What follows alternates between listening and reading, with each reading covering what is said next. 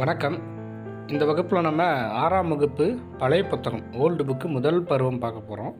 So இதில் syllabus ரிலேட்டடாக என்ன இருக்குதுன்றதை மட்டும் நம்ம நல்லா ரீட் பண்ணிவிட்டு சின்ன சின்ன விளக்கங்கள் பார்த்துட்டு இந்த வகுப்புகளில் பார்க்கலாம். ஸோ அப்படியே ரீட் பண்ணி காலையில் டைமில் இந்த மாதிரி ரீட் பண்ணுறதை கேட்டால் கொஞ்சம் நல்லாயிருக்கும். ஸோ முதல்ல வாழ்த்து திருவருட்பா சொல்லியிருக்காங்க ராமலிங்க அடிகள். ஸோ இவர் வந்து சிலபஸில் இல்லை, ஸோ அதனால் விட்டுடலாம். இருந்தாலும் நீங்கள் ஒரு டைமை பார்த்துக்கிறது ரொம்ப நல்லது. ஸோ சிலபஸ்க்கு உண்டானது அன்புடைமை திருக்குறள் வந்து கொடுத்துருக்காங்க. இது நம்ம படிக்க போகிறோம் இப்போ. ஏன்னா அது சிலபஸில் இருக்குது. கண்டிப்பாக எக்ஸாமில் ஒரு கொஸ்டின்ஸ் உண்டு, கேட்பாங்க. முதல் குறள் பாருங்கள். அன்பிற்கும் உண்டோ அடைக்கும் தாள் ஆர்வலர் புன்கணீர் பூசல் தரும். அதனுடைய பொருள் வந்து அன்பை அடைத்து வைக்க தாழ்பால் இல்லை. அன்புக்கு உரியவரின் துன்பத்தை பார்த்ததுமே அன்பு கண்ணீராக வெளிப்பட்டு நிற்கும். அன்பை பற்றி பயங்கரமாக சொல்லியிருக்கார். இப்போ ஆர்வலர் அப்படின்னா அன்புடையவர். இதெல்லாம் சொற்பொருள், இந்த பிரித்தெழுதுக சேர்த்தெழுதுக இதெல்லாம் நல்லா படித்து வச்சுக்கணும். ஆர்வலர்னால் அன்புடையவர். புன்கண்ணீர்னால் துன்பம் கண்டு பெருகும் கண்ணீர். பூசல் தரும்னா வெளிப்பட்டு நிற்கும் அப்படின்றாங்க. ஸோ இதெல்லாம் வந்து இந்த சொற்பொருள் இந்த மாதிரி வந்துச்சுன்னா நான் படிக்கணும். ஆர்வலர்னால் அன்புடையவர், புன்கண்ணீர்னால் துன்பம் கண்டு பெருகும் கண்ணீர், பூசல் தரும்னா வெளிப்பட்டு நிற்கும். ஸோ இது மாதிரியே கண்டிப்பாக படிச்சுக்கணும், கேட்பாங்க. அடுத்து 2வது திருக்குறள். அன்பிலார் எல்லாம் தமக்குரியர் அன்புடையார் என்பும் உரியர் பிறர்க்கு. அதாவது பொருள் வந்து அன்பில்லாதவர் எல்லா பொருளும் தமக்கு மட்டுமே உரியது என்று எண்ணுவர். அன்பு உடையவரோ தம் உடல் பொருள் ஆவி ஆகிய அனைத்தும் பிறருக்கென எண்ணிடுவர். அப்போ என்பு அப்படின்னா இதில் எலும்பு அப்படின்னு பொருள், இங்கே உடல் பொருள் ஆவியை குறிக்கிறவங்க சொல்கிறாங்க பாருங்கள். தம் உடல் பொருள் ஆவி ஆகிய அனைத்தும். அன்பு இல்லாதவங்க எந்த பொருள் கிடைச்சாலும் அது அவங்களுக்கு மட்டும்தான் பயன்படுத்துவாங்க. அது என்னது அப்படின்னு வாங்கலாம். அன்பு இருக்கிறவங்க தன்னுடைய உடல் பொருள் ஆவி எதுவாக இருந்தாலும் பிறருக்கு உதவி செய்வாங்களாம். அதெல்லாம் பிறருக்கு சொந்தமானது அப்படின்னு சொல்லுவாங்களாம். அடுத்து 3வது. அன்போடு இயந்த வழக்கு என்ப ஆருயிர்க்கு என்போடு இயந்த தொடர்பு. பொருள் வந்து உடம்போடு உயிர் இணைந்து இருப்பது போல வாழ்க்கை நெறியோடு அன்பு இணைந்து இருக்கிறது. அன்பு தான் வாழ்க்கையோடு இணைஞ்சிருக்குது அப்படின்றது. இதில் வந்து வழக்கு அப்படின்னா வாழ்க்கை நெறி. நம்மனா கேள்விப்பட்டிருப்போம். வழக்குனா வாழ்க்கை நெறி. இது என்னடா வழக்காக போச்சு, வழக்கமாக இதே நடக்குது அப்படின்றது ஒரு வாழ்க்கைக்கு உண்டான நெறி அப்படின்றாங்க. ஆறுயிர்னா அருமையான உயிர், என்புனா எலும்பு நாம் படித்தோம். ஸோ இதெல்லாம் பார்த்து வச்சுக்கணும். இதெல்லாம் வந்து நோட்ஸ் மாதிரி கூட எடுத்து வச்சுங்க. அடுத்து அன்பு ஈனும் ஆர்வமுடைமை அது ஈனும் நண்பு என்னும் நாடாச்சிறப்பு. அன்பு ஈனும் ஆர்வமுடைமை அது ஈனும் நண்பு என்னும் நாடாச்சிறப்பு. பொருள் வந்து அன்பு விருப்பத்தை தரும், விருப்பம் அனைவரிடமும் நட்பு கொள்ளும் பெருஞ்சிருப்பை தரும் அப்படின்றார். ஈனும்னா தரும் பொருள். சொற்பொருள் தான் நம்மளுக்கு முக்கியமே. ஈனும்னா தரும், ஆர்வம்னா விருப்பம், வெறுப்பை நீக்கி விருப்பத்தை உண்டாக்கும் என்பது இதனுடைய பொருள். அடுத்து வந்து நண்புனா நட்பு. 3 சொல்லினா இதெல்லாம் பார்த்து வச்சுக்கணும். 3 சொல்லினா நண்பு. அடுத்து 5வது. அன்புற்று அமர்ந்த வழக்கு என்ப வையகத்து இன்புற்றார் ஏதும் சிறப்பு. இதனுடைய பொருள் வந்து அன்போடு பொருந்திய வாழ்க்கை நெறியை கடைபிடிப்பவர் உலகத்தில் மகிழ்ச்சி உடையவர் ஆவர். அன்போடு பொருந்திய வாழ்க்கை நெறி, வாழ்க்கையில் அன்போடே அவர் பொருந்தி வாழணுமா, அதை கடைபிடிச்சு வந்தால் அவர் தான் அந்த உலகத்திலே ரொம்ப மகிழ்ச்சியானவர் அப்படின்னு சொல்கிறார். வையகம் அப்படின்னா உலகம். வையகம்னா வையகத்து அப்படின்றதுனால வையகம்னா உலகம். என்பு அப்படின்னா என்பார்கள். ஓகே. அடுத்து 6வது திருக்குறள். அறத்திற்கே அன்பு சார்பு என்ப அறியார் மரத்திற்கும் அக்தே துணை. அன்பு அறத்தை மட்டும் சார்ந்தது என்று கூறுவோர் அறியாதவர். வீரத்திற்கும் அன்புதான் துணை. இப்போ அறம்னா என்ன அர்த்தம்? ஏதாவது உதவி செய்கிறது, மற்றவங்களுக்கு வந்து அந்த ஈகை என்ற குணம் இருக்குது இல்லை, அது மட்டும்தான் அன்புன்றது கிடையாது. அது வந்து வீரத்திற்கும் அன்பு தான் துணை. மரம்னா வீரம், கருணை, வீரம் இரண்டிற்குமே அன்பு தான் அடிப்படை என்பது பொருள் அப்படின்றார். வீரத்திற்கும் அன்பு தான் துணைன்றார். நீ ஏதோ ஒரு அறம் சார்ந்த இப்போ அறச்செயல்னால் பிறருக்கு உதவி செய்வதுன்னு வச்சுக்கோங்க, அதில் தான் அன்பு இருக்குன்னு இல்லை, வீரத்திற்கும் அன்பு தான் துணை அப்படின்னு திருவள்ளுவர் சொல்கிறார். அடுத்து என்பில் அதனை வெயில் போல காயுமே அன்பில் அதனை அறம். இதனுடைய பொருள் வந்து எழும்பு இல்லாத உயிர்களை வெயில் வருத்தி அழுப்பது போல அன்பில்லாத உயிர்களை அறம் வருத்தி அளிக்கும். இப்போ எலும்பே இல்லாத உயிர்களில் வந்து இப்போ எறும்பு புழு பூச்சிகளாக இருக்குத்தியா, அது வந்து வெயிலே தாங்காதான், ரொம்ப வெயிலே வலித்து அழிக்குமா. அது மாதிரி அன்பே இல்லாத உயிர் இருந்தால் அறம் வருத்தி அழிக்கும் அப்படின்றாங்க. என்பில்லதுன்னா எலும்பு இல்லாத, எலும்பு இல்லாதனா புழு அப்படின்றது. புழு தானே எலும்பு இல்லாதது. அன்பில்லதுன்னா அன்பு இல்லாத உயிர்கள். அதுக்கு என்புனா எலும்பு நாம் படித்தான். அடுத்து 8வது திருக்குறள். அன்பகத்து இல்லா உயிர் வாழ்க்கை வன்பார்கண் வற்றல் மரம் தளிர்த்தற்று. அதாவது பாலை நிலத்தில் உள்ள வாடிப்போன மரம் தளிர்க்காது. பாலை நிலத்தில் ஒரு மரம் வாடிச்சுன்னா அது திரும்ப துளிர் விட்டு வளராது. அது மாதிரி அதுபோல் நெஞ்சில் அன்பு இல்லாத மனிதர் வாழ்க்கை தளிர்க்காது. ஒருத்தனுக்கு நெஞ்சில் அன்பே இல்லை அப்படின்னா அவனுடைய வாழ்க்கை வந்து அதேமாரி மேலும் சிறப்பாக வளராது, தளிர்க்காது அப்படின்னு சொல்கிறான். அது அன்பகத்து இல்லா உயிர் வாழ்க்கை வன்பார்கண் வற்றல் மரம் தளிர்த்தற்று. இதனுடைய பொருள் அன்பகத்து இல்லா பிரித்து எழுது. அன்பு குட்டல் அகத்து குட்டல் இல்லா. இதெல்லாம் படித்து வச்சுக்கணும், கேட்பாங்க. அடுத்து அது என்ன சொல்கிறாங்கன்னா, அன்பகத்து இல்லானா அன்பு குட்டல் அகத்து குட்டல் இல்லா, அதாவது அன்பு உள்ளத்தில் இல்லாத அப்படின்னு பொருள். வன்பார்கண் அப்படின்னா வன்பால் குட்டல் கண், வன்பால் குட்டல் கண், அதாவது பாலை நிலத்தில் அர்த்தம். வன்பார்கல்னா பாலை நிலத்தில். தளிர்த்தற்றுனா தளிர்த்து குற்றல் அற்று, தளிர்த்து குற்றல் அற்றுன்னு வரும். தளிர் குட்டல் அத்து குட்டல் அற்றுன்னு வரும். இந்த இடத்துல தளிர்த்தற்று இருக்குதா, நீ கூகுளில் சர்ச் பண்ணி பார்த்தோம்னா இதுக்கு என்ன தடவை ஆன்சர் போகிறாங்க, தளிர் குட்டல் அத்து குட்டல் அற்று அப்படின்னு சொல்கிறாங்க. கூகுளில் வந்து தளிர் குட்டல் அத்து குட்டல் அற்று அப்படின்னா, நம்ம புக்கில் தளிர்த்து குட்டல் இருக்குது, பார்க்கலாம். எக்ஸாம்பிள் இது கேட்டாங்கன்னா குழப்பமாக தான் இருக்கும் பாரு. ஆனால் நம்ம புக்கில் இருக்கிறத எழுதுகிறோம், கண்டிப்பாக அதை நம்ம சேலஞ்ச் பண்ணிக்கலாம். அடுத்து 9வது திருக்குறள். புறத்துறுப்பு எல்லாம் எவன் செய்யும் யாக்கை அகத்துறுப்பு அன்பிலவர்க்கு. புறத்துறுப்பு எல்லாம் எவன் செய்யும் யாக்கை அகத்துறுப்பு அன்பிலவர்க்கு. இதனுடைய பொருள் வந்து நெஞ்சில் அன்பு இல்லாதவர்களுக்கு கை கால் முதலிய உடல் உறுப்புகளால் என்ன பயன்.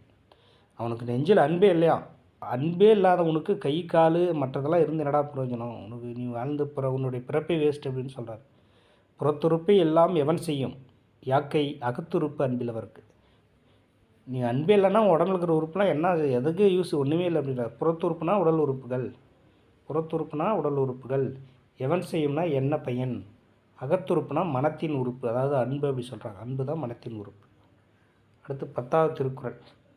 அன்பின் வழி அது உயர்நிலை அஃது இல்லார்க்கு என்புதோல் போர்த்த உடம்பு.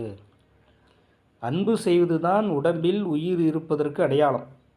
அன்பு இல்லாதவர் உடம்பு வெறும் தோலால் மூடப்பட்ட எலும்பு தான், அங்கு உயிர் இல்லை அப்படின்னு. இப்போ அன்பு இருந்தால் தான் உடம்பில் உயிர் இருக்கிறது அர்த்தம். அன்பே இல்லைன்னா அவன் வந்து சும்மா அவனுக்கு உயிரே கிடையாது, அவன் ஒரு மனுஷனே இல்லை, ஒரு உயிரே இல்லை, உயிரில்லா ஜீவன், வெறும் எலும்பு தோல் இருக்கிற ஒரு உடம்பு தான் அப்படின்னு சொல்கிறார். அன்போடு வாழ்கிறவங்க தான் மனிதர்கள், உயிரினம் அப்படின்னு வள்ளுவர் சொல்கிறார். ஆசிரியர் குறிப்பு. திருக்குறளை இயற்றியவர் யார், திருவள்ளுவர். ஓகே.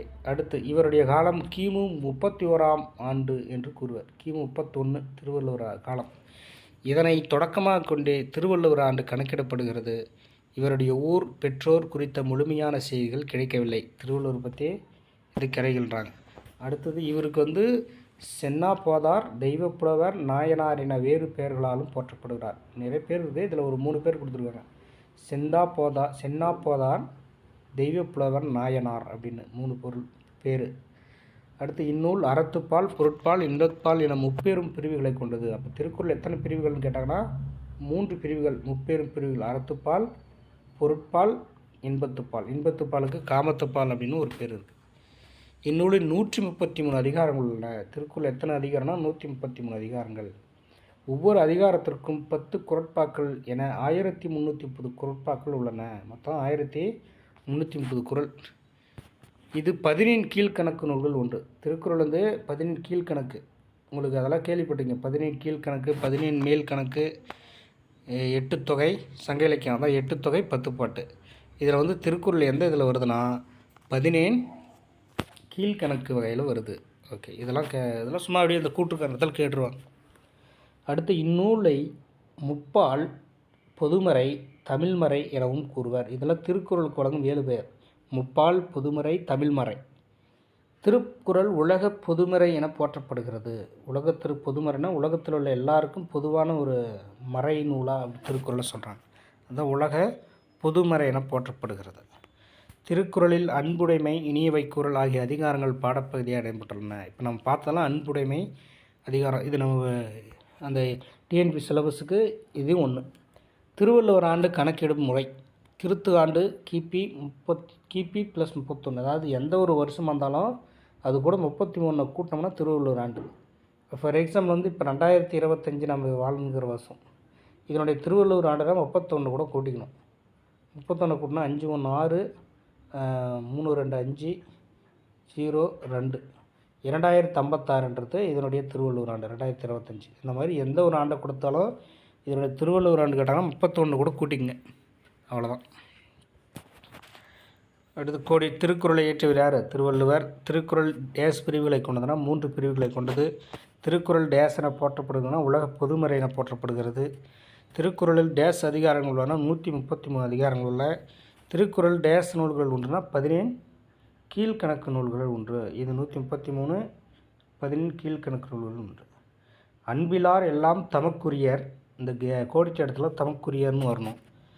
அன்புடையார் என்பும் உரியர் பிறகு. அடுத்தது 2வது கோடிட்ட இடம் என்பில் அதனை வெயில் போல காயுமே அன்பில் அதனை அறம்னு வருங்க, அறம்னு வந்திருக்கணும், அது எழுதுக்கணும். அடுத்தது இதெல்லாம் குருவினாக்கள் தேவையில்லை. ஸோ திருக்குறள் முடிச்சு. இப்போ அடுத்து நமது ஊவேசா கிட்ட வந்துடுறோம். ஊவேசா சிலபஸில் இருக்கார், தமிழ் தாத்தா ஊவேசா. அதனால் இதை படிச்சுட்டு போகிறோம். ஐயா ஐயா, வெளியில் யாரோ அழைக்கும் குரல் கேட்டு வீட்டுக்குள் இருந்த முதியவர் வாசலுக்கு வந்தார். யாரோ கூப்பிட்டாங்களாம், அது கேட்டு வராரு. யாரோ உதவி கேட்டுத்தான் வந்திருப்பார் என்று நினைத்து வந்தவருக்கு வியப்பு. வாசலில் நின்றவரை பார்த்தால் அவர் பெரிய மனிதராகவும் நல்ல படிப்பாளியாகவும் தெரிந்தார். அவர் முகத்தில் அப்படி ஒரு தெளிவு இருந்தது. அப்படியே அந்த வீட்டுக்காரங்கிட்ட சொல்கிறார். என்ன வேண்டும் என்று வீட்டுக்காரர் கேட்டார். தங்கள் வீட்டில் பழைய ஓலைச்சுவடிகள் நிறைய இருப்பதாக கேள்விப்பட்டு வந்தேன். அவற்றில் தமிழ் மொழியின் சிறந்த இலக்கியங்கள் இருக்கலாம். ஓலைச்சுவடியில் உள்ளவற்றை எல்லாம் எழுதி புத்தகமாக அச்சிட்டு வருகிறேன். உங்கள் வீட்டில் உள்ள சுவடிகளை கொடுத்தால் அவற்றை பார்த்து எழுதிவிட்டு திருப்பி தந்து விடுவேன். இந்த உதவியை மறுக்காமல் தாங்கள் செய்தல் வேண்டும் என்று வந்த பெரியவர் கூறினார். யார்? அவர் தான் ஊவேசா. ஊவேசா போயிட்டு ஒரு வீட்டுக்கு போயிட்டு கூப்பிட்றாராம். வீட்டுக்கு வெளியே வந்தவொடனே அந்த வீட்டுக்காரங்கிட்ட இதுமாரி பழைய ஓலைச்சுவடி உங்கள் கிட்ட இருக்கிறத கேள்விப்பட்டேன், கொடுங்க, அதை நான் எழுதி தரேன், அந்த வேலையை தான் நான் பண்ணுறேன் அப்படின்னு கேட்டாராம். இதனை கேட்ட வீட்டுக்காரருக்கு சினம் வந்து விட்டது, கோவம் வந்துருச்சான். நாளை ஆடிப்பெருக்கு, விடியற் காலையில் ஆற்றில் விடுவதற்காக வீட்டில் கொஞ்சம் ஓலைச்சுவடிகள் வைத்திருக்கிறேன், அது பொறுக்கவில்லையா உமக்கு என்று கத்தினார். அப்போ அந்த காலத்தில் ஆடிப்பெருக்கு வந்துச்சுன்னா அவங்க கிட்ட இருக்கிற ஓலைச்சுவடிகளும் ஆற்றுல விடுவாங்க, அது ஒரு சம்பிரதாயம். அந்த மாதிரி அப்போ எத்தனை நூல்கள் விட்டுருப்பாங்க. ஆடிப்பெருக்குனாவே ஓலைச்சுவடிகளை ஆற்றுல விடுவாங்க. ஓலைச்சுவடிகளை படிக்க வேண்டுமே தவிர அவற்றை ஏன் ஆற்றில் விட வேண்டும் என்று வந்தவர் கேட்டார். யார்? இவர் தான் ஊவேசா கேட்டிருக்கார். அட பைத்தியக்காரா, படிக்கிறதுக்கு தானே ஓலைச்சுவடி, அது எதுக்கடா நீங்கள் ஆற்றுல விடுறீங்க அப்படின்னு கேட்டிருக்கார். வீட்டுக்காரர் மேலும் சினம் கொண்டார். அது உமக்கு தேவையில்லாதது. ஆடிப்பெருக்கு நாளில் சுவடிகளை ஆற்றில் விட்டால் புண்ணியம் என்பது சாத்திரம். அவற்றை எல்லாம் கொடுக்கக்கூடாது என்று கூறி வந்தவரை விரட்டினார். நீ எல்லாம் சொல்லாத, நீ என்ன புதுசாக இதை சொல்கிற? ஆடிப்பெருக்குன்னு அந்த ஓலைச்சுவடிலாம் தண்ணியில் விட்டால் புண்ணியம் வருன்றது ஒரு ஐதீகம். உன் பேச்செல்லாம் கேட்க முடியாது, ஓடிடு, உனக்கு எது தரமாட்டேன்னு மிரட்டிட்டாராம் அந்த வீட்டுக்காரர் ஊவேசாவை. பெரியவர் வீட்டுக்காரிடம் எவ்வளவோ கெஞ்சி கேட்டும் அவர் ஓலைச்சுவடிகளை தர ஒத்துக்கொள்ளவில்லை. வந்தவரோ அதற்கான மனம் தளரவில்லை. அந்த ஊரை விட்டும் செல்லவில்லை. அந்த வீட்டுக்காரருக்கு தெரியாமல் அன்றிரவு வேறொரு வீட்டு திண்ணையில் படுத்து கொண்டார். குளிரும் பனியும் அவரை வாட்டின. இருந்தாலும் விடலை அவர் தலைவர். பார்க்கலாம், நான் எப்படியாவது வாங்கின்னு இருக்கார். ஊவேசா பதிப்பித்த மணிமேகலை ஓலைச்சுவடின்னு ஒரு ஏடு என்றார். ஒரு இது பாருங்கள், அந்த ஓலைச்சுவடி மணிமேகலை பற்றி எழுதியிருக்கேன், அதை எடுத்திருக்கார். விடியற் காலையில் கோழி கூவியதும் அந்த வீட்டுக்காரர் ஓலைச்சுவடிகளுடன் ஆற்றுக்கு செல்வதை பார்த்தார். அந்த பெரியவர் அவரை பின்தொடர்ந்து மறைந்து சென்று ஒரு புதருக்கு பின்னால் ஒளிந்து கொண்டு நடப்பதையெல்லாம் பார்த்து கொண்டிருந்தார். வீட்டுக்காரர் நீராடிய பின் ஓலைச்சுவடிகளை ஆற்றில் விட்டு சென்றார். அவர் விட்டு சென்ற ஓலைச்சுவடிகளை அப்பெரியவர் தேடி எடுத்தார். அவற்றில் இருந்த ஈரத்தை தன் வேட்டியால் துடைத்தார். அங்கேயே சுவடிகளை வாசிக்கத் தொடங்கினார். அவர் கண்களில் கண்ணீர் பெருகியது. அவர் தேடி தேடி அலைந்த அருந்தமிழ் இலக்கியங்கள் சில அச்சுவடிகளில் இருந்தன. இந்த நிகழ்வு இன்றைய ஈரோடு மாவட்டத்தில் உள்ள கொடுமுடி என்னும் ஊரில் நடைபெற்றது. அந்த பெரியவரே ஊவே சாமிநாதன். இப்போ இந்த நிகழ்வு எங்கே நினச்சேன்? அவர் ஓலைச்சுவடியை சேர்த்து இருந்தனும். ஈரோடு மாவட்டத்தில் கொடுமுடி அப்படின்ற ஒரு ஊர். அந்த ஊரில் தான் போயிட்டு அந்த ஊர் வீட்டில் போயிட்டு ஓலை சுவடி கேட்டிருக்கார் உவேசா. ஈரோடு மாவட்டம் கொடுமுடி. அந்த காலத்தில் தாளோ எழுதுகோலோ இல்லை. பனை ஓலையை பக்குவப்படுத்தி அதில் எழுத்தாணி கொண்டு எழுதுவர். அவ்வாறு எழுதப்பட்ட ஓலைக்கு ஓலைச்சுவடி என்று பெயர். ஓலைச்சுவடி என்று பெயர். அக்காலத்தில் இலக்கியங்களிலும், ஏன்னா ஓலையில் எழுதுறதுனால தான் சுவடின்னு எழுதுறதுன்னு வச்சுக்கோங்க. ஓலையில் எழுதுறதுனால தான் ஓலைச்சுவடின்னு பேர் வச்சாங்க. அக்காலத்தில் இலக்கியங்களும் இலக்கணங்களும் ஓலைச்சுவடிகளில் தான் எழுதப்பட்டன. ஆணியால் ஓலையில் எழுதும்போது ஓலை கிழியாமல் எழுதுதல் வேண்டும். ஏன்னா ஓலை கிழிஞ்சிருமில்ல, அதனால் ஓலைச்சுவடி எழுத்துக்களில் புள்ளி இருக்காது. இதெல்லாம் நல்லா ஞாபகம் வச்சுக்கணும். இதெல்லாம் கண்டிப்பாக இதுலேயும் ஏதாவது கூற்றுக்காதல் கேட்டுருவோம். ஓலைச்சுவடி எழுத்துக்களில் புள்ளி இருக்காதான். ஏன்னா புள்ளி வச்சாங்கன்னா கிழிஞ்சிரும் ஓலைச்சுவடி. ஒற்றை கொம்பு இரட்டை கொம்பு வேறுபாடு இருக்காது. எல்லாம் ஒரே மாதிரி இருக்குமா. ஒற்றை கொம்பு இப்போ பேரன் என்பதை பெரன் என்றும் வாசிக்கலாம். பெரனை என்று அந்த புள்ளி இருக்காது, இரட்டை கொம்பு இருக்காது, வளைஞ்சா இதாகிட்டு ஒற்றை கொம்புக்கு ஒரே மாதிரி இருக்குமா. நாம் தான் படித்து தெரிஞ்சுக்கணுமா. பேரன் என்பதனை பெரனை என்றும் வாசிக்கலாம், பேரனை என்றும் வாசிக்கலாம் அப்படின்றாங்க. ஓகேவா. புள்ளி இருக்காது. ஓகே. அந்த ஒரே மாதிரி தான் இருக்குமா அந்த ஒற்றை கொம்பு இரட்டை கொம்புன்றது. முன்னும் பின்னும் உள்ள வரிகளை வைத்து பொருள் கொள்ளுத வேண்டும். முன்னும் பின்னும் உள்ள அப்படின்னா பொருள் கொள்றதுக்கு நம்ம கஷ்டப்பட்டு பொருள் கொண்டிருப்பாங்க. ஸோ இதெல்லாம் கண்டிப்பாக இந்த கூற்றுக்காரணத்தில் கேட்டுருவாங்க. அதாவது என்னது, ஓலைச்சுவடி எழுத்துக்களில் புள்ளி இருக்காது, ஒற்றை கொம்பு இரட்டை கொம்பு வேறுபாடு இருக்காது. அதுதான் பேரன் என்பதனை பெரனை என்றும் வாசிக்கலாம், பேரனை என்றும் வாசிக்கலாம். முன்னும் பின்னும் உள்ள வரிகளை வைத்து பொருள் கொள்ளுதல் வேண்டும் அப்படின்றாங்க. அப்படி தான் வச்சு தான் அந்த ஓலைச்சுவடி நம்ம பொருள் படிக்க முடியுமா. அடுத்து, பிழை இல்லாமல் எழுத வேண்டும் என்பதற்காக உவேசா வெவ்வேறு சுவடிகளை வைத்து பலமுறை ஒப்பிட்டு பார்த்த பின்னரே அவற்றை அச்சுக்கு அனுப்பினார். அவ்வாறு எழுதப்பட்ட சுவடிகளை வாசித்து நமக்காக தாளில் எழுதி அச்சிட்டு புத்தகமாக வழங்கினார். உவே சாமிநாதர். நாம் அவ்விலக்கியங்களை படிப்பதற்காக அவர் ஓய்வின்றி உழைத்தார். அதனால் அவரை தமிழ் தாத்தா உவேசா என்று அன்போடும் உரிமையோடும் நாம் அழைக்கிறோம். ஏன் தமிழ் தாத்தான்றாங்க? தமிழுக்கு ரொம்ப ஓலைச்சுவடியில் இருக்கிற லைன்லாம் எடுத்து இன்றைக்கி நம்ம படிக்கிற அளவுக்கு செஞ்சுட்டாரோம். அதனால தான் அவருக்கு தமிழ் தாத்தா அப்படின்னு பேர் வச்சுட்டாங்க.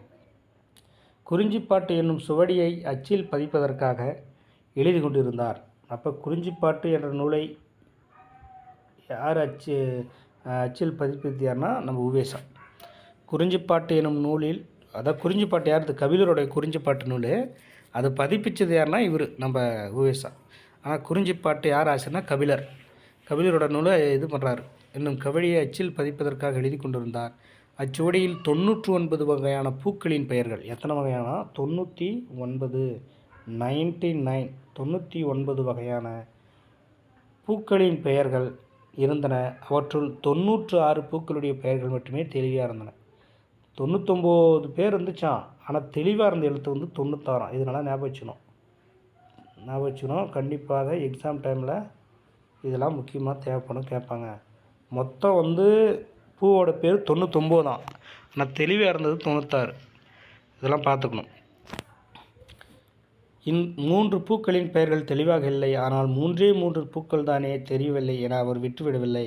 அந்த பூக்களின் பெயர்கள் தெளிவாக உள்ள சுவடி யாரிடமாவது இருக்கிறதா என்று மறுபடியும் ஊராக வீடு வீடாக தேடிச் சென்றார்.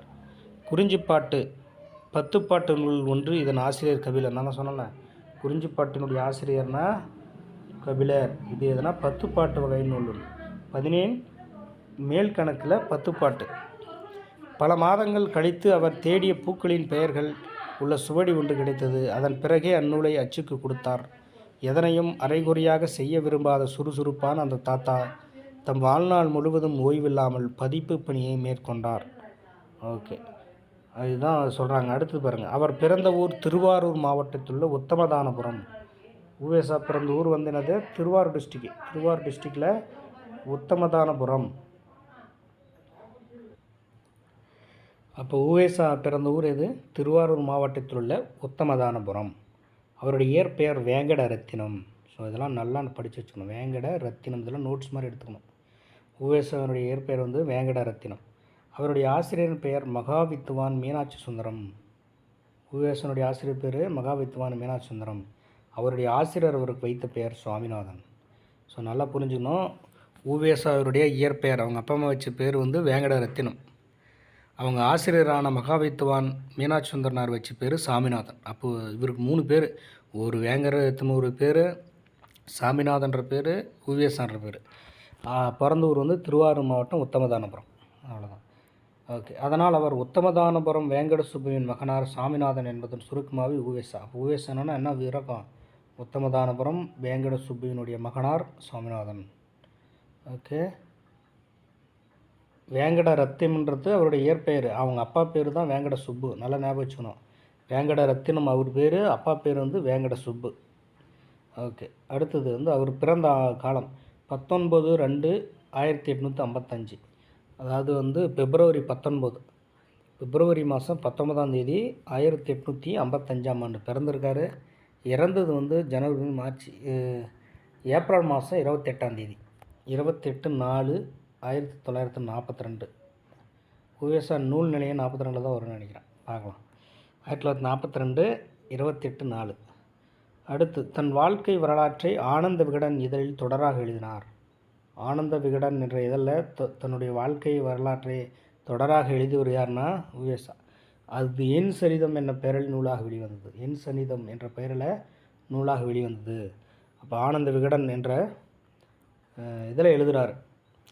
இதழில் தன்னுடைய வாழ்க்கை வரலாற்றை எழுதுகிறார். அவர் தொடங்கிய தமிழ் பணி இன்னும் முழுமையடையவில்லை. அவருடைய பேரப்பிள்ளைகளான நாமும் அப்பணியை தொடர்வோம். அடுத்து சிறப்பு குறிப்புகள். அதுக்கு முன்னாடி கொஞ்சம் மேலாலாம் இருக்குது, பார்த்துட்டு வந்துடலாம். இது ஓலைச்சுவடிகள் பாதுகாக்கப்படும் சில இடங்கள். எங்கெங்கெல்லாம் ஓலைச்சுவடிகள்னால், இந்த இவருடைய ஓலைச்சுவடிகள் பழைய ஓலைச்சுவடி எங்கெங்கே பாதுகாத்துன்னு இருக்கிறாங்கன்னா ஒரு 4 இடம். கீழ் திசை சுவடி நூலகம் சென்னை. இதெல்லாம் வந்து பொறுத்துக்கள் இந்த மாதிரி கேட்டுருவாங்க. கீழ் திசை சுவடி நூலகம் எங்கே இருக்குதுன்னா சென்னையில் கீழ்ப்பாக்கம் மாதிரி வச்சுங்க, கீழ் திசை. அரசு ஆவண காப்பகமும் சென்னை. ஏன்னா கவர்மெண்ட் அங்கே தானே இருக்குது, அதனால் அரசு ஆவண காப்பகம். உலகத் தமிழ் ஆராய்ச்சி நிறுவனமும் சென்னை. உலகத் தமிழ் ஆராய்ச்சி, அரசு ஆவண காப்பகம், கீழ் திசை எல்லாமே சென்னை. சரஸ்வதி மகால்னா தஞ்சை சரஸ்வதி மகால் நூல் தஞ்சாவூர். இங்கெல்லாம் வந்து ஓலைச்சுவடுகள் பாதுகாப்பாக இருக்குது. ஓலைச்சுவடுகள் பாதுகாக்கப்படும் சில இடங்கள் தான் சொல்லியிருக்காங்கன்னா நிறைய இடத்துல இருக்குது. இதில் ஒரு 4 இடம் குறிப்பாக சொல்லியிருக்காங்க. அடுத்து வந்து உவேசாவினுடைய மேலே எதை விட்டுட்டோமா, எதில் வரலாம். இப்போ உவேசா பதிப்பித்த நூல்கள் கண்டிப்பாக கேட்பாங்க. இதெல்லாம் வந்து கோடுவேடு மாதிரி எனக்கு தெரிஞ்ச நான் கோடுவேடு சொல்கிறேன், பார்த்துக்கோங்க. இப்போ 8 தொகை, இதில் 8 அவ்வளோதான். 8 தொகைனா 8 நூல்கள் இருந்ததுனால 8 தொகை. அப்போ 8 நூலை பதிப்பிச்சிருக்காரு. 8 தொகையில் 8 நூல், 10 பாட்டில் 10 நூல். ஈஸியாக ஆயிடுச்சா? இனிமேல் கேட்டால் அழகாக எழுதலாம். 10 பாட்டில் 10 நூல், 8 தொகையில் 8 நூல். சரியாக போச்சு. சீவக சிந்தாமணி மணி 1. சிந்தாமணிக்கு சீவக சிந்தாமணி, சிலப்பதிகாரம், மணிமேகலை. இதெல்லாம் வந்து என்னது, ஐம்பெருங்காப்பியங்களா? அப்போ ஐம்பெருங்காப்பியங்களில் 3 நூலை பதிப்பிச்சிருக்காரு. சிலப்பதிகாரம், மணிமேகலை, சிலப்பதிகாரம், மணிமேகலை, சீவக சிந்தாமணி. அதனால் 1 தலா, அதில் 1 ஞாபகம் வச்சுக்கேன்.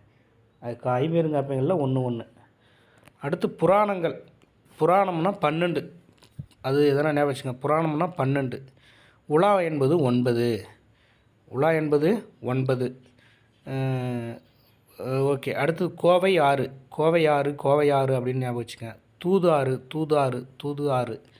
அடுத்து வெண்பா நூல்கள் 13, அந்தாதி 3, பரணி 2, மும்முனி கோவை 2, இரட்டை மணிமாலை 2, பிற பிரபந்தங்கள் 4.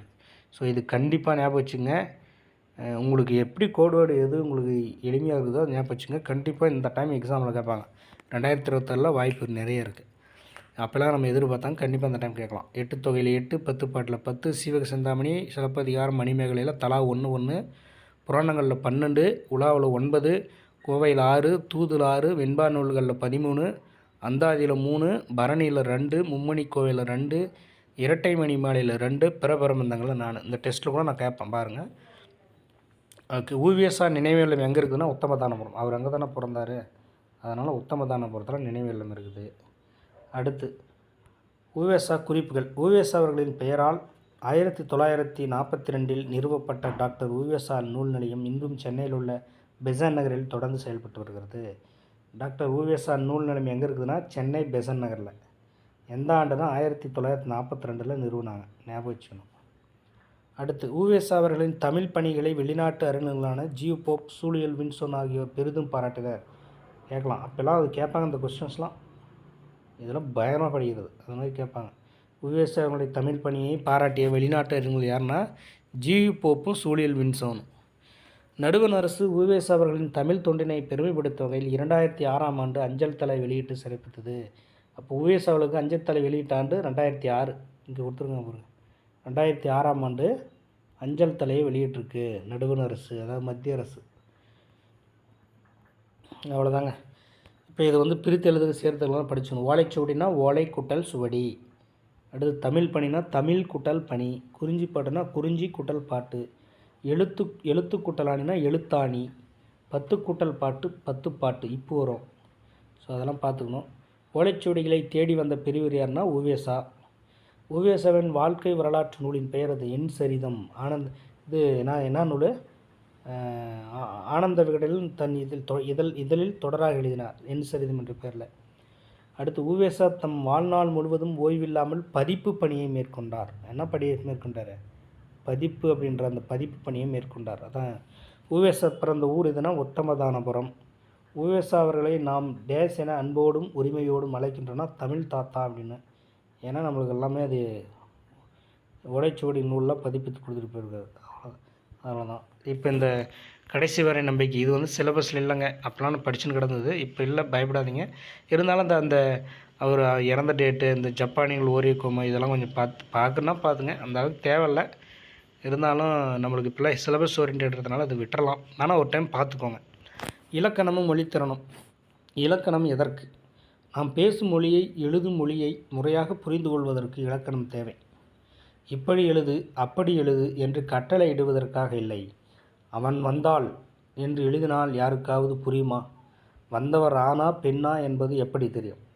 ஏன்னா அவன் சொல்லிட்டு வந்தாள்னு சொல்லியிருக்கான். அதனால் நாம் பேசுவதும் எழுதுவதும் மற்றவர்களுக்கு புரிய வேண்டும், நமக்கும் புரிய வேண்டும். அதற்குத்தான் இலக்கணம் தேவைப்படுகிறது. மொழிக்குள் வியப்பு. ஒரு கடலை பார்க்கிறோம், ஒரு மலையை பார்க்கிறோம், எப்படி வியக்கிறோம்? ஒரு மொழியை படிக்கும்போது அப்படி ஒரு வியப்பு ஏற்படும். தமிழின் முதல் எழுத்து ஆ. தமிழில் முதல் எழுத்து ஆ, எல்லாத்துக்கும் தெரியும். ஆ எனும் எழுத்து முதுகுக்கு பின்னால் ஒரு கோடு இருக்கிறது. அதான் அந்த கோடை போட்டிருக்காங்க. உலகத்தில் நூற்றுக்கணக்கான மொழிகளில் முதல் எழுத்தில் இப்படி ஒரு கோடு இருக்கிறது. ஆ எழுத்து மனிதனை குறிக்கிறதாம். ஆன்ற எழுத்து வந்து மனிதனை குறிக்கிறதாம். அந்த கோடு இருக்குது பற்றியா, அந்த கோடு என்னும் முதுகுக்கூடு பழங்காலத்தில் வேட்டையாடுவதற்கு மனிதன் முதுகில் சுமந்த அம்புக்கூட்டை குறிக்கிறதாம். என்ன ஒரு வியப்பான செய்தி. ஆன்றது மனிதனை குறிக்குதான். அந்த கோடு வந்து மனிதன் முதுகில் வந்து வேட்டையாடுறதுக்கு அம்பு எடுத்துகிட்டு போவான், அது குறிக்குதான். எழுத்துகளும் மனிதர்களும். மனிதர்களைப் போலத்தான் எழுத்துகளும். அவற்றுக்குள் நட்பும் உண்டு, இனமும் உண்டு அப்படின்றாங்க. இங் என்னும் எழுத்துக்கு பின்னால் கா இணை எழுத்தே வரும். இங் கா இரண்டும் நண்பர்கள். அதான் இதெல்லாம் இணை எழுத்துக்கள் நம்ம சிலபஸில் கொடுத்துருக்காங்க. அப்படின்னா இங்குக்கு பக்கத்தில் இக்கு, இங்குக்கு இக்கு இணை எழுத்து, இங்குக்கு இக்கு இணை எழுத்து. அது மாதிரி பார்த்து வச்சோம். அது வந்து இப்போ சிங்கம்னு தான் வரணும். சிங்தம்னு வந்து என்னைக்காவது பார்த்துருக்கீங்களா? தங்கைன்னு தாங்குது. அதே வந்து வேறு ஏதாவது தன்மை அப்படின்னா கேள்விப்பட்டிருப்பீங்களா? கிடையவே கிடையாது.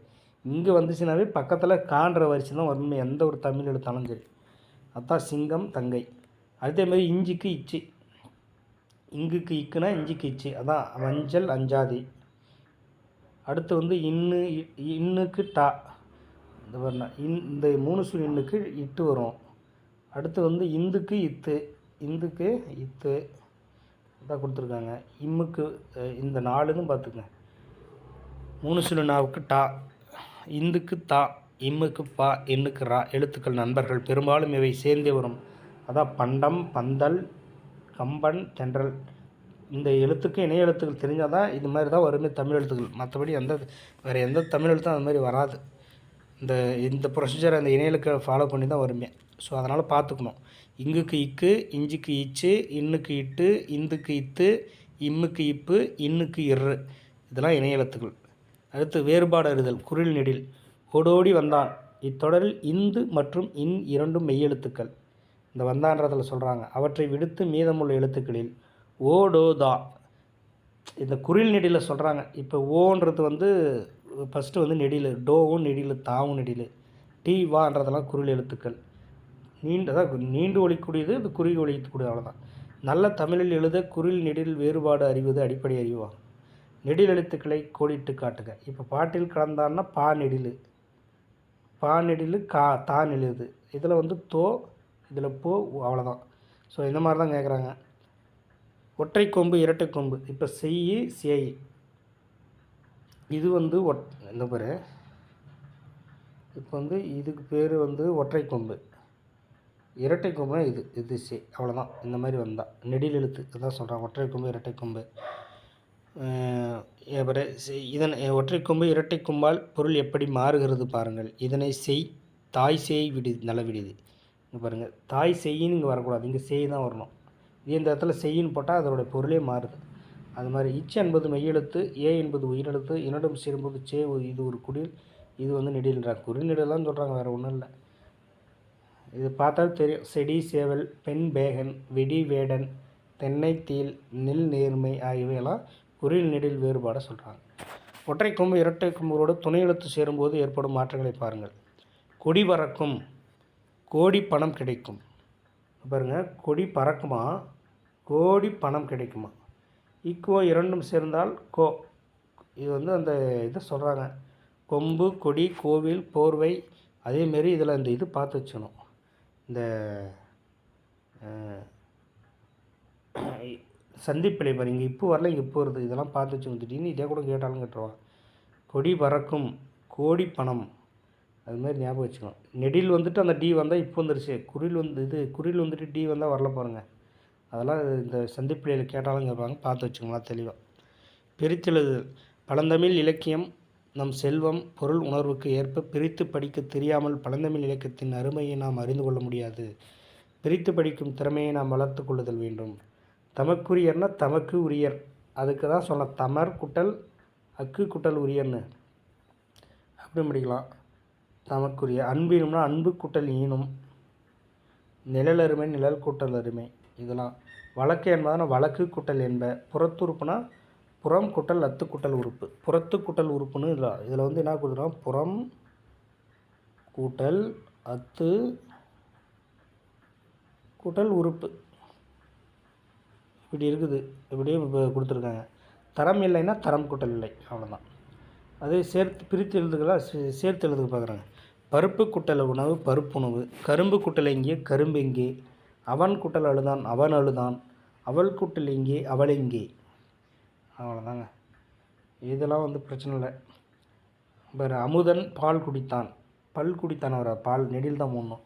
தென்றல் பாடம் படித்தாலும் வரும், படம் படித்தாலும் வராது. சிற்பி சிலை செதுக்கினான் வரும், சீலை செதுக்கினான் வராது. கடையில் வளர்கள் ஒன்று பாரி தான் வருவார், பரி கிடையாது. முகிலனின் பாட்டி கதை கூறுவார், காதை கூறுவார் இல்லை. ஸோ இந்த மாதிரி எந்த இடத்துல குரில் நெடில் வரணுமோ பார்த்து பண்ணணுமா, இது விட்டுருங்க. அடுத்து வந்து இதில் வந்து சடகோவு இதெல்லாம் அந்த பின்னாடி வார்த்தை சொல்லியிருக்காங்க. வேறு என்ன, ஊவேசா அவர்களின் நம்பிக்கை குறிக்க ஆன்மீகனா அவருடைய அறிவு வயது ஆர்வம் தான் அதுக்கு ஆன்சர். அவருக்கு ஆர்வம் இருக்குது, அந்த எப்படியாவது கண்டுபிடிக்கணும் அதை அப்படின்னு ஒரு ஆர்வம், அதுதான் ஆன்சர் வருவாங்க. அடுத்து வேறு என்ன, முயற்சிக்கு தடை இல்லை. 87 வயது வரை ஊவேசா தமிழுக்காக உழைத்தார். அப்போ எத்தனை வயசு வரைக்கும் உழைச்சாருன்னு கேட்பாங்க திடீர்னு. 87 வயசு வரைக்கும் நல்லா நோட் பண்ணிக்கிச்சுங்க. திடீர்னு எத்தனை வயசு வரைக்கும் உழைத்தார்னு கேட்பாங்க. 87 வயசு வரைக்கும் வாழ்ந்தார்னு அர்த்தம். ஓகேவா? ஏன்னா திடீர்னு கேட்பாங்க. முயற்சி திருவினையாக்கும் என கூறியவர் யார்? திருவள்ளுவர் தான் முயற்சி திருவினையாக்கும் என்று கூறியிருக்காரு. தடை வயது ஏதாவது வேலையில் ஈடுபது திருவள்ளுவர், இதுக்கெல்லாம் ஆன்சர் கொடுத்துருக்காங்க, அவ்வளோதாங்க. அடுத்து இந்த டோரி பாக்ஸை வச்சு முன்னாடி இருக்குது, இதெல்லாம் நம்மளுக்கு ஒன்றும் இல்லை.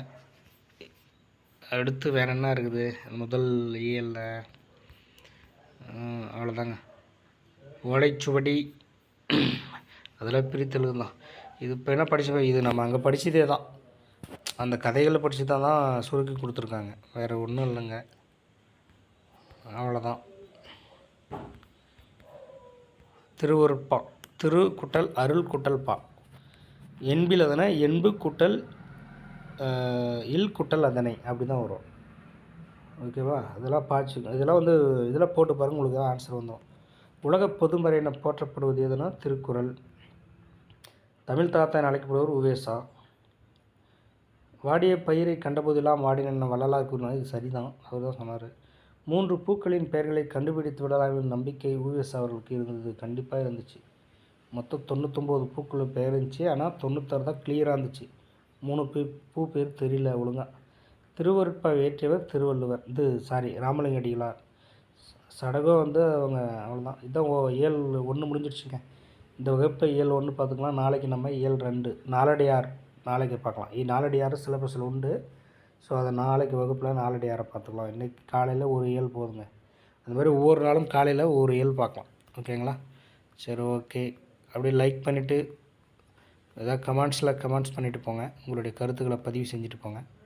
மீண்டும் நம்ம அடுத்த வகுப்பில் சந்திக்கலாம். நன்றி, வணக்கம்.